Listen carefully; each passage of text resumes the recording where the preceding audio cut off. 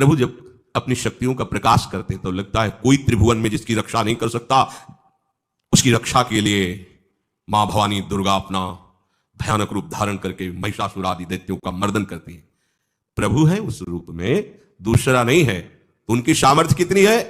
दुर्गा कोटि अमित अरिमर्दन। हरि की सामर्थ्य कैसी? अमित दुर्गाओं जैसी। 1 करोड़ अरब नहीं, अमित दुर्गाओं जैसी दुष्टों का मर्दन करने की सामर्थ्य। अमित था नहीं कि कितनी सामर्थ्य है। एक दुर्गा रूप में जब हरि प्रकाशित होते हैं तो त्रिभुवन में कोई सामने खड़ा होने वाला नहीं होता। मां भवानी जिस समय अपने स्वरूप में आती, किसी की ताकत नहीं है। ये शुंभ निशुंभ इतने बलवान दैत्य थे, त्रिभुवन में कोई इनका बाल बांका भी नहीं कर सकता था। स्मरण किया समस्त देवताओं ने तो भगवान से ही शक्ति का प्रादुर्भाव हुआ। इतना सुंदर रूप मां भगवती का।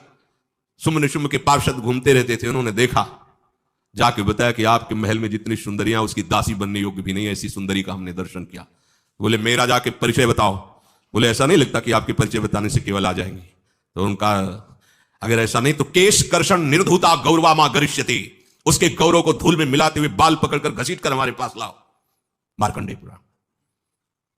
उनके पार्षद गए और बताया हमारे मालिक शुंभ निशुंभ है, उनका आदेश है कि आप महल में चलो और आदर सहित, अगर आप ऐसा ना करते हैं तो मैं आपका निरादर करते हुए बाल पकड़कर घसीटते हुए ले जाऊंगा। देवी जी ने मुस्कुरा दिया और कहा अपने मालिक से कह दो जाकर के कि हम उसी की आज्ञा पालन करती है जो हम पर युद्ध में विजय प्राप्त कर ले। वो जाके बोले हाँ वो तो मतवाले, त्रिभुवन में कोई जोड़ ही नहीं था। आए और उद्दंडता पूर्वक वचन बोलने लगे। माता जी ने कहा तब तक बोल ले जब तक मैं मधु का पान कर रही हूं, बस ये पान करते ही तेरी जीवन लीला समाप्त हो जाएगी। ऐसा ही हुआ। जो ही पान करके सिंह पर सवार होकर गर्जना की, सारा का सारा अहंकार धूल दूषित होकर काट के फेंक दिया। ऐसी अनंत अमित दुर्गाओं जैसी सामर्थ्य हमारे प्रभु श्री हरि में, अमित दुर्गाओं जैसी, क्योंकि अनंत शक्तियों के स्वामी हैं। उनकी लीला में क्यों में हो? अरे वो जब करुणा करते हैं, अपनी महिमा से उतरते हैं, तो भक्त जब ऐसे कर देता है तो डरप जाते हैं। माधोदास बाबा ने कहा नहीं चलना तुम्हें ब्रज में, हम तुम्हारी कहां तक सेवा देखेंगे, तुम्हें बाल भोग राजभोग, बाबा जी हैं कभी मिला कभी यहीं रहो। वो बाबा आपके बिना नहीं रह सकते। दोबारा बोल नहीं पाए जगन्नाथ। ये सुनकर के हृदय बलिहार होता है। ओ ऐसे सामर्थ्यशाली प्रभु अपने भक्त के प्रेम प्रणय पर भी कितना डरते हैं। ये भक्त नाच पड़ता है। ये कुतर्क की संशय की वृत्ति यहां प्रवेश नहीं करती। दुर्गा कोटि अमित अरिमर्दन, अमित गिनती नहीं ऐसी अनंत दुर्गाओं जैसी शक्ति हमारे प्रभु में विराजमान है। शक्र कोटि सत सरिष विलासा, अरबों इंद्र जैसा विलास प्रभु में। अरबों, एक इंद्र त्रिभुवनपति है, अरबों इंद्र के समान प्रभु का ऐश्वर्य है। और नव शतकोटि अमित अवकाशा, जिसे एक आकाश के लिए गरुड़ जी से कह रहे हैं कि मच्छर से लेकर आप तक उड़ते पार पाए, बोले ऐसे अरबों आकाश के समान अवकाश है प्रभु में। मरुत कोटि सत विपुल बल, रवि सत कोटि प्रकाश, शशि सत कोटि सुशीतल, समन सकल भव त्रास। अरबों अरबों पवन के समान महान बल है। अगर त्रिभुवन में कोई बल है तो पवन में बल है, वायु बल। बड़े बलवान देव, बल में इनके समान कोई नहीं। इन्हीं के अंश से प्रकट होते पवन पुत्र हनुमान, और इन्हीं के अंश से प्रकट होते पवन पुत्र भीम। बेजोड़ बलशाली महात्मा, दोनों महात्मा बेजोड़ बलशाली। जेगिर चरण दे हनुमंता, चले उगा पाताल तुरंता, जिमि अमोघ रघुपति कर बाना, ये ही भांति चले हनु। किलकार दे तो राक्षसियों के गर्भ गिर जाते थे। ऐसे महान बली हनुमान जी। और भीम का क्या कहला? जब ये देव पुष्प उड़ करके आया और द्रौपदी जी को दिया गया, तो द्रौपदी जी ने कहा इसका जोड़ होना चाहिए इस पुष्प का। सबसे कहा पर किसी ने नहीं सुना। भीम ने कहा कहीं भी मिलेगा मैं इससे लाएंगे। ऋषियों ने समझाया कि आगे मत बढ़ो, ये यक्षों की भूमि है, युद्ध हो जाएगा और तुम्हें तैयारी करनी है हस्तिनापुर के लिए, और तुम इधर, वो सब दिव्य हैं, पवन पुत्र हैं। किसकी मां ने अपने वेग को बढ़ाया तो महाभारत में पढ़ के देख लो, इनके चलने के वेग से वृक्ष उखड़ उखड़ कर गिर रहे थे। ऐसे जब चल रहे थे तो चलने के वेग से वृक्ष उखड़ जाते थे भीम के। तो हनुमान जी ने सोचा किसी के समझाए तो समझेंगे नहीं, तो आगे पवन पुत्र ही बैठ गए, बूढ़े बानर का भेष लेकर, लंबी पूंछे से। मार्ग में मर्यादा है, किसी पशु को भी नहीं लांघना चाहिए। विवेकवान उपासक ऐसा नहीं कि कोई सो रहा है पशु भी आप उसे लांघ जाए, ऐसा नहीं है। जो विवेक है, जो मर्यादा है, वैसे किसी सोते हुए को लांघना नहीं चाहिए। उन्होंने कहा है वृद्ध बानर ये अपनी पूंछ हटा ले और मार्ग दे दे, इस समय मैं विशेष कार्य के लिए जा रहा हूं। तो उनका जब कही दिया है वृद्ध, तो आप समझ ही रहे होगे कि वृद्ध में क्या ताकत होती है। अब मेरी ताकत पूछ हटाने की नहीं रह गई है, आपने तो वृद्ध ही कह दिया है, तो आप समझ रहे हो ना, आप पूछ हटा लीजिए। कहा हमारी आज्ञा की अवहेलना करे, ऐसे उठी नहीं, दोनों हाथ लगाया, नहीं उठी, पूरी ताकत लगा दी। पवन पुत्र भीम की पूरी ताकत लग गई, पूछ जरा से भी नहीं। हाथ जोड़ के खड़े बोले हम समझ गए हमारे बड़े भ्राता आप हनुमान जी हैं, क्योंकि ऐसा कोई बानर सृष्टि में पैदा नहीं हुआ कि मैं उसकी पूंछ ला हिला सकूं, मैं समझ गया। तो मुस्कुराए और बैठ के बोले हमारी आज्ञा मानो, इस मार्ग में मत जाओ, ये देव मार्ग है, ऐसे ऐसे सिद्ध है कि आपका अपराध बन जाएगा, आप शाप से युक्त हो जाएंगे, इसलिए मैं आपको मना। बोले प्रभु जब आप कृपा करके आए हो तो हमें वो रूप दिखा दो जो लंका में आपने रूप दिखाया। बोले मत उस बात की चर्चा करो, रहने दो। बोले प्रभु एक बार देखना चाहता हूं कि मेरा बड़ा भाई कितना बलवान है। हनुमान जी ने कहा फिर देख लो। कनक भूधराकार शरीरा समर भयंकर अति बल, कांप गए। भीम हाथ जोड़ बोले भैया नीचे, स्वर्णिम कांति, वो भयानक उनका रुद्र रूप, कांप गए, भीम कांप गए। वायु में अगर बल में देखा जाए तो सबसे ज्यादा वायु बलवान है।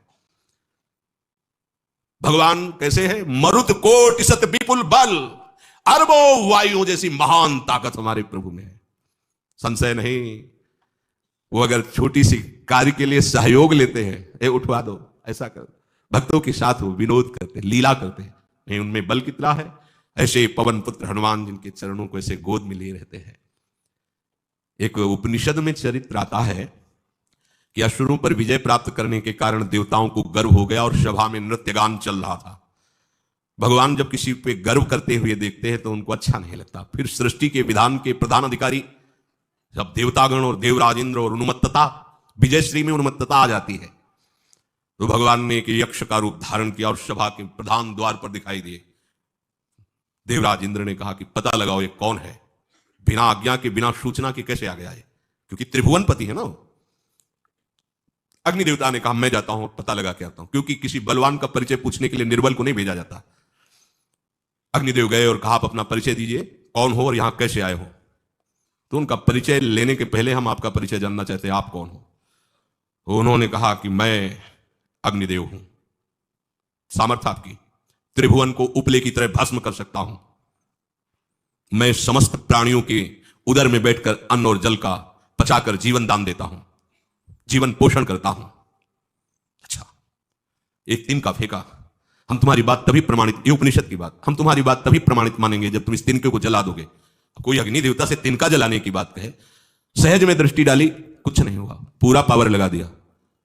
यक्ष जी ने मुस्कुरा कर कहा तुम तो कहते थे पूरे त्रिभुवन को उपले की तरह जला दूंगा, अब गिरीवा झुकाई पहुंचे। देवराज इंद्र ने कहा कौन है? बोले असमर्थ रहा उनका परिचय जानने में, वायु देवता।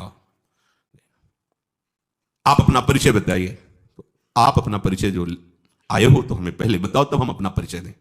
उनका मैं महान देव वायु हूं, बल आपका, संपूर्ण जीवों का जीवन हूं। अगर मैं रुक जाऊं तो एक भी क्षण सृष्टि टिक नहीं सकती, क्योंकि सब वायु से जीवित है, और मैं पूरे ब्रह्मांडों को तिनके से उड़ा सकता हूं। ये तिनका है, उड़ाओ। पूरी ताकत लगा दी वायु देवता ने, तिनका नहीं उड़ा। ग्रीवा झुकाई, वापस चले गए। अब देवराज इंद्र उठे, जे हुए नजदीक पहुंचे, यक्ष अंतर्धान हो गए और देखा साक्षात ब्रह्म विद्या, दूर से मूर्तिमान ब्रह्म, और डांट लगाई कि तुम उनसे संभाषण करने योग्य भी नहीं हो, क्योंकि तुम सबसे बड़े सिंहासन पर बैठे हो और अहंकार करते हो। तुम्हारे देवता सब सामर्थ्यहीन है, एक तिनका भी अग्नि नहीं जला सका, एक तिनका भी वायु नहीं उड़ा सका। अरे जिनकी शक्ति से शक्तिमान वो भगवान स्वयं आए हुए थे, कांप गए थे। अहंकार मत करो, जाओ, भगवान के बल से तुम विजयी हुए, देवताओं के बल से नहीं। देवताओं में जो शक्ति है वो उन्हीं के अंश से आई हुई है। अरबों वायु के समान महान बलशाली हमारे श्री हरि, अरबों सूर्यों के समान उनका प्रकाश, अरबों सूर्यों के समान प्रकाश, अरबों चंद्रमाओं के समान सुशीतलता, समस्त भयों और दुखों का नाश करने वाले प्रभु श्री हरि। काल कोटि सत सरिसती, दुस्तर दुर्ग दुरंत, धूम केतु सत कोटिशम, दुराधरस भगवंत। अरबों कालों की सामर्थ्य, अरब नहीं अरबों कालों की सामर्थ्य भगवान, एक काल अनंत ब्रह्मांडों में तांडव मचाए रखा है। अरबों काल, अमित बलशाली, अत्यंत दुस्तर दुर्गम दुरंत, कौन? प्रभु श्री हरि।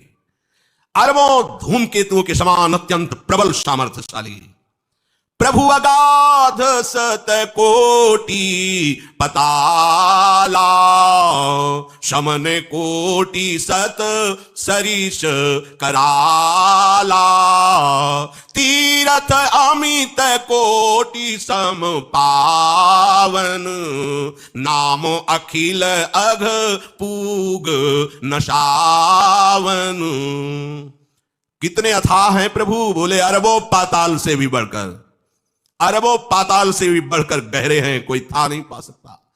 कितने भयानक हैं, अरबों यमराजों से भी ज्यादा भयानक प्रभु श्री हरि हैं। अनंत कोटि तीर्थों को भी पावन करने वाले परम पवित्र जिनके श्री चरण है वो तीर्थपाद श्री हरि हैं। अनंत तीर्थों की उनका नाम ही संपूर्ण विश्व के पाप समूहों का नाश करने में समर्थ है। हिमगिरि कोटि अचल रघुवीरा, सिंधु कोटि सत समगंभीरा, कामधेनु सम कोटि। आहा, देखो अब किसके सामने तुम्हें हाथ पसारने की जरूरत है? समझो, अगर अपने प्रभु को जान जाओगे, समझ जाओगे, तो फिर कहीं इधर उधर झांकने की जरूरत नहीं, किसी के सहयोग की जरूरत नहीं। कैसे प्रभु? ऐसे वो स्थिर हैं कि जैसे तूफान चल रहा और हिमालय का आश्रय ले लो तो डरने की जरूरत नहीं, कोई भी तूफान हिमालय को उखाड़ नहीं सकता। ऐसे ही कह रहे हैं अरबों हिमालयों जैसी स्थिरता प्रभु श्री हरि में है। अरबों समुद्रों के समान गंभीर है।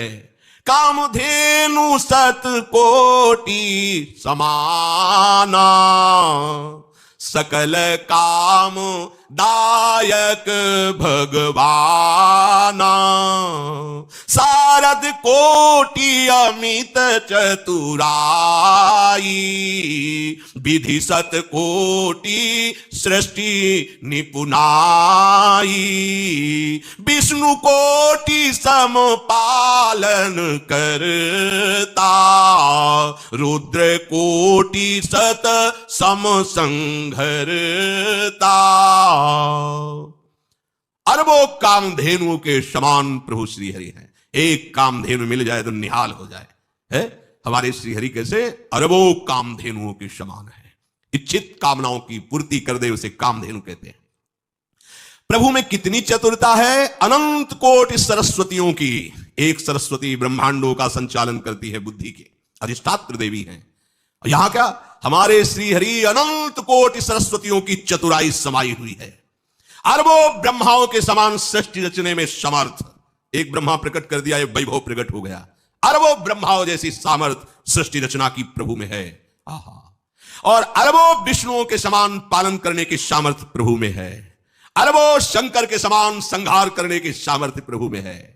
धनद कोटि सत समधन वाना, माया कोटि प्रपंच निधाना, भार धरन सत कोटि अहिसा, निरवधि निरूपम प्रभु जगदीसा। अरबों कुबेरों के समान धनवान है। अरबों मायाओं के समान सृष्टि करने में सामर्थ्यशाली है। अरबों शेष भगवान के समान अनंत भार उठाने में समर्थ है। जगदीश्वर प्रभु श्री हरि की कोई उपमा, कोई सीमा नहीं है। ये उपमा रहित और सीमा रहित है। निरुपम न उपमा आन राम समान, राम निगम कहे, जिम कोटि सत खद्योत समु, रवि कहत अति लघुताल है। यही भांति निज निज मति विलास, मुनीस हरि बखा नहीं। प्रभु भाव गाहक अति कृपालु, सप्रेम सुनि सुख मानहि। प्रभु भाव गाहक अति कृपालु, सप्रेम सुनि सुख मानहि। प्रभु श्री हरि उपमा रहित हैं। उनकी कोई अनंत ब्रह्मांडों में किसी से उपमा नहीं दी जा सकती। प्रभु के समान केवल प्रभु हैं, ऐसा वेद कहते हैं। अरबों जुगुनियों के समान यदि सूर्य को कहा जाए तो सूर्य का अपमान होता है, सम्मान नहीं। ऐसे ही जो अभी तक वर्णन किया गया उसको समझो। अरबों जुगनुओं के समान यदि सूर्य को कहा जाए तो सूर्य की प्रशंसा नहीं, एक तरह से अवहेलना है। इसी प्रकार अपनी बुद्धि के